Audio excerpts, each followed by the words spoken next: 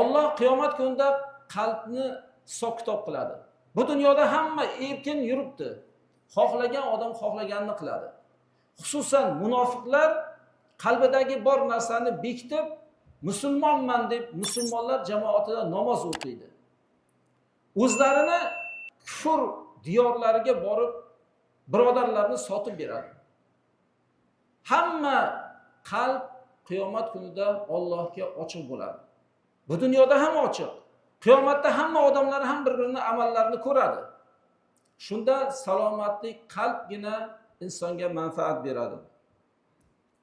Payg'ambarimiz sollallohu alayhi vasallam Imom Buxoriy qilgan rivoyatda alla inna fil jasadi mudghatan idza salahat salahat laha sa'irul jasad.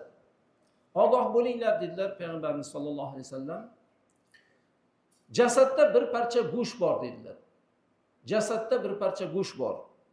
Agar mana shu go'sht salohiyatli bo'lsa, yaxshi bo'lsa, qolgan jasadlar ham yaxshi bo'ladi dedilar. Va ida fasadat fasada laha sa'irul jasad.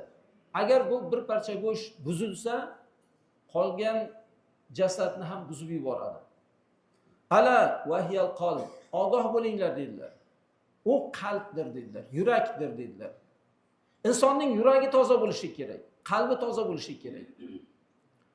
O'zbekchaga yurak deyiladi, arabchaga qalb deyiladi. Insonning qalbi qachonki toza bo'lmasa, jasadning qolgan jo'llarini ham buzib yuboradi.